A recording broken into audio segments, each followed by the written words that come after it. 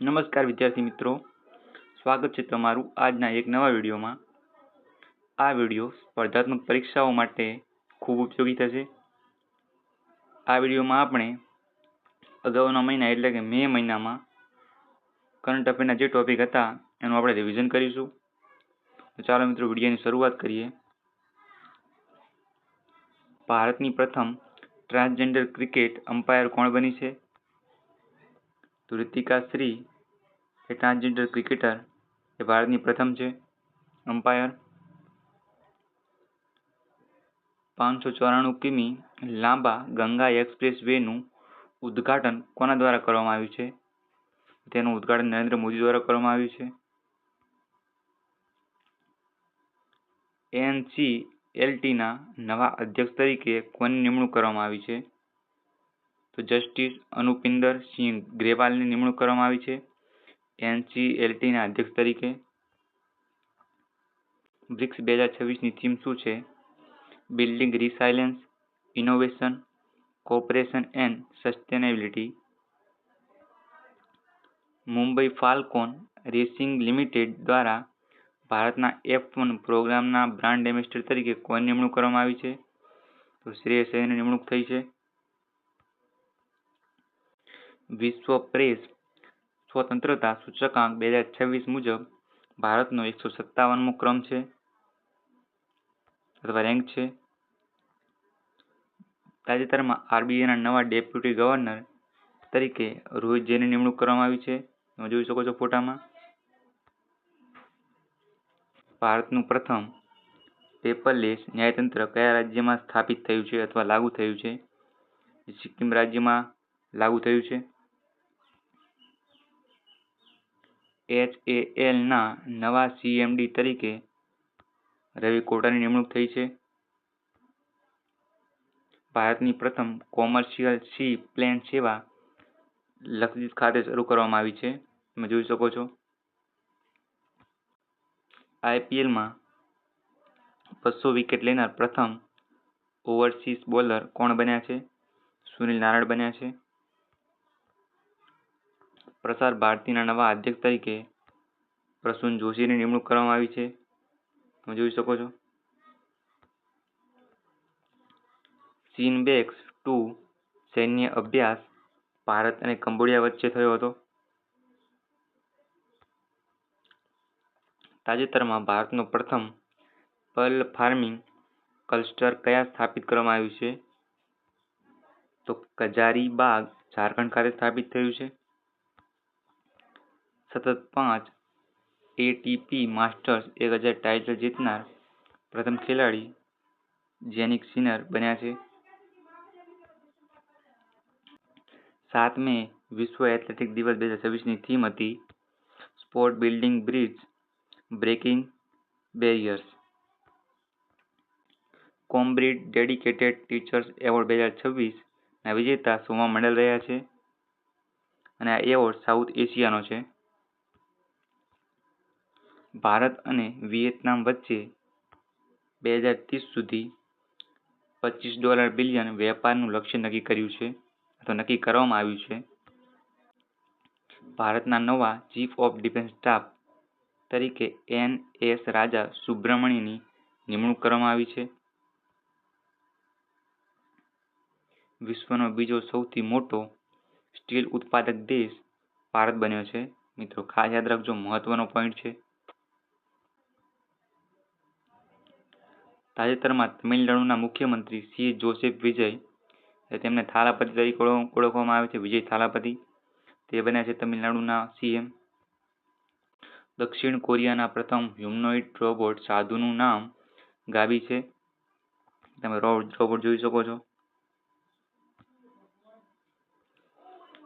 2026 Thomas કપમાં ભારતીય પુરુષ બેડમિન્ટન ટીમે બ્રોન્ઝ મેડલ જીત્યો છે. ચોથી ઇન્ડિયા આફ્રિકા ફોરમ સમિટનું આયોજન નવી દિલ્હી ખાતે ભારતમાં થયું હતું. તાજેતરમાં 13 બોલમાં 50 રન બનાવી યશસ્વી જયસ્વાલના રેકોર્ડની બરાબરી ઉર્વિલ પટેલે કરી છે. તે CSK ટીમમાંથી. તેણે 13 બોલમાં 50 ફટકારી હતી. તાજેતરમાં તમિલનાડુ સરકારે મહિલાઓની સુરક્ષા માટે સિંગાપેન સ્પેશિયલ ફોર્સની રચના કરી છે. ગુજરાતના નવા લોકાયુક્ત તરીકે બિરેન વિષ્ણુની નિમણૂક થઈ છે. 2026 માટે ધ મેટ્યોરિટિકલ સોસાયટીના ફેલો તરીકે ચૂંટાનાર પ્રથમ ભારતીય મહિલા ફુલજીત કૌર મરહાસ બન્યા છે. 15 માર્ચના રોજ આંતરરાષ્ટ્રીય પરિવાર દિવસ ઉજવવામાં આવે છે. મે 2026 દરમિયાન બ્રિક્સ ફોરેન મિનિસ્ટર્સ મીટિંગની યજમાની નવી દિલ્હી ખાતે ભારતે કરી છે. પીમે યુ 2.0માં શ્રેષ્ઠ પ્રદર્શન કરનાર રાજ્ય ઓડિશા રહ્યું છે. બ્રિક્સ એગ્રીકલ્ચર મિનિસ્ટ્રી મીટિંગ નું આયોજન ઇન્દોર મધ્યપ્રદેશ ખાતે થયું હતું. યુનાઇટેડ કિંગડમમાં ભારતના નવા હાઈ કમિશનર તરીકે પેરિયાસામી કુમારની નિમણૂક થઈ છે. જીઓ પ્લેટફોર્મના નવા એમડી આકાશ અંબાણી બન્યા છે. પીએમનું 31મું વૈશ્વિક સન્માન જે સ્વીડન ખાતેથી મળ્યું છે તે royal order of polar star degree commander grand cross. તે 31મું સન્માન છે પીએમ નરેન્દ્ર મોદીનું. પશ્ચિમ બંગાળ વિધાનસભાના નવા અધ્યક્ષ રતિન્દ્ર બોસ બન્યા છે. પીએમને 32મું વૈશ્વિક સન્માન નોર્વે ખાતેથી મળ્યું છે. તાજેતરમાં સ્કોટિશ સંસદમાં ચૂંટાઈ આવનાર પ્રથમ ભારતીય ટ્રાન્સજેન્ડર ઇમિગ્રન્ટ ક્યુ મણિવન્નન બન્યા છે. તાજેતરમાં યુકેમાં સૌથી નાની ઉંમરના યુવા મેયર તુષાર કુમાર બન્યા છે. ખાસ યાદ રાખજો મિત્રો, મહત્વનો પોઈન્ટ. કયું રાજ્ય alcohol in beverage tax system લાગુ કરનાર ભારતનું પ્રથમ રાજ્ય બન્યું? તો કર્ણાટક બન્યું છે મિત્રો.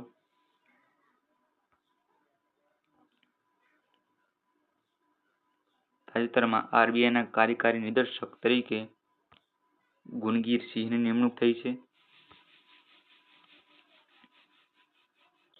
ભારતનું પ્રથમ સોલાર પાવર્ડ એલગી ટ્રી ક્યાં શરૂ કરવામાં આવ્યું છે? તો ભોપાલ ખાતે શરૂ કરવામાં આવ્યું છે. આઈપીએલમાં 500 રન બનાવનાર સૌથી નાની ઉંમરના ખેલાડી વૈભવ સૂર્યવંશી બન્યા છે. 500ની મિત્રો 756 રન બનાવ્યા છે વૈભવ સૂર્યવંશીએ આઈપીએલ 2026માં.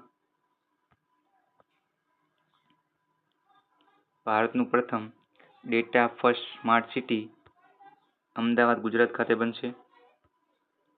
તાજેતરમાં પીએસસીના ચેરમેન પદે પંકજ દેસાઈની નિમણૂક થઈ છે.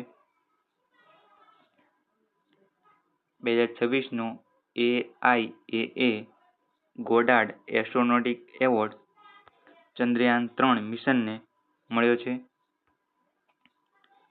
સંસદીય વિજ્ઞાન અને પર્યાવરણ સમિતિના અધ્યક્ષ તરીકે મેઘા કુલકર્ણીની નિમણૂક કરવામાં આવી છે. આ મહત્વનો પ્રશ્ન છે, ખાસ યાદ રાખજો. કોમનવેલ્થ ચેસ એસોસિએશનના અધ્યક્ષ તરીકે ભરતસિંહ ચૌહાણની નિમણૂક કરવામાં આવી છે. ભારતીય વાયુસેનાની પ્રથમ કેટેગરી એ મહિલા flying institution certificate squadron leader સાનિયાને મળ્યું છે. ઇન્ડિયા સુપર લીગ એટલે કે આઈએસએલ 2026ના વિજેતા ઈસ્ટ બેંગોલ એફસી રહ્યા છે. ભારત ઇટાલીએ વર્ષ 2027ને year of culture and tourism વર્ષ તરીકે જાહેર કર્યું છે. 25 મે વર્લ્ડ ફૂટબોલ ડેની થીમ હતી બી એક્ટિવ. એપલને પાછળ છોડીને વિશ્વની સૌથી મોટી મૂલ્યવાન બ્રાન્ડ ગૂગલ બની છે. ખાસ રાખજો મિત્રો. આઝાદી પહેલાથી યુસીસી લાગુ કરનાર ભારતનું ચોથું રાજ્ય કયું બન્યું છે? તો અસમ આવશે. અને આઝાદી પછી પૂછે તો ત્રીજું આવશે. ભારતના પ્રથમ નેશનલ એઆઈ ડિજિટલ વોટર સમિટનું આયોજન બેંગ્લોર કર્ણાટક ખાતે થયું છે. ભારતનું પ્રથમ private medical museum Thiruvananthapuram Kerala ખાતે આવેલું છે. ભારતનું 5મું સંપૂર્ણ સાક્ષર રાજ્ય સિક્કિમ બન્યું છે. આ પણ મહત્વનો પ્રશ્ન છે, ખાસ યાદ રાખજો. સંપૂર્ણ સાક્ષર રાજ્ય. ભારત આગામી એશિયન ઇન્ડોર ચેમ્પિયનશિપ 2027 અને એશિયન રિલે 2028ની યજમાની કરશે. ISSF વર્લ્ડ કપ 2026માં મહિલાઓની 25 મીટર પિસ્તોલ સ્પર્ધામાં વિશ્વ રેકોર્ડ સાથે ઈશા સિંહે ગોલ્ડ મેડલ જીત્યો છે, જે ભારતીય શૂટર છે. સિદ્ધારમૈયાના રાજીનામા બાદ કર્ણાટકના નવા CM DK શિવકુમાર બન્યા છે. 2026ની IPL ફાઇનલ કોની વચ્ચે રમાશે? તો તે GT અને RCB વચ્ચે રમાશે અને તેમાં RCB વિજયી થઈ છે. આપણે IPL 2026 પર પણ એક વિડીયો બનાવશું. એશિયન U20 એથ્લેટિક ચેમ્પિયનશિપ 2026 કઈ મહિલાએ હાઈ જમ્પમાં ગોલ્ડ મેડલ જીતી સાથે 14 વર્ષ જૂનો રેકોર્ડ તોડ્યો છે? જવાબ આવશે પૂજા સિંહે. ચાલો મિત્રો, મળીએ આવા જ એક નવા વિડીયોમાં. Thanks for watching.